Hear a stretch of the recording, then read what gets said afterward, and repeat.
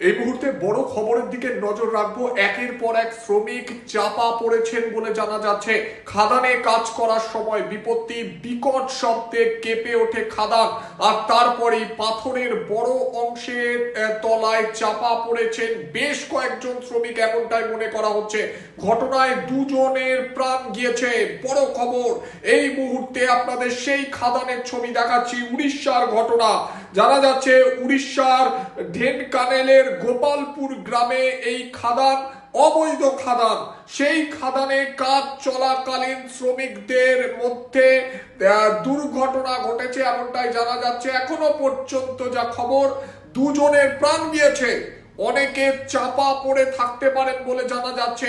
খাদানের সেই ছবি আপনারা দেখতে পাচ্ছেন, একেবারে সরাসরি আপনাদের সেই ছবি তুলে ধরছি। উড়িষ্যায় শ্রমিকরা বিপদের মধ্যে পড়ল। আরো বেশ কয়েকজন শ্রমিক চাপা পড়ে রয়েছেন, এমনটাই আশঙ্কা করা হচ্ছে। এখনো পর্যন্ত দুজনের প্রাণ গিয়েছে। উদ্ধারকারী দল ঘটনাস্থলে পৌঁছেছেন, এমনটাই জানা যাচ্ছে। শনিবার মধ্যরাতে অবৈধভাবে খাদানে কাজ চলছিল, সেই সময় আচমকা কোনো বিস্ফোরক ব্লাস্ট করেছে, এমনটাই জানা যাচ্ছে।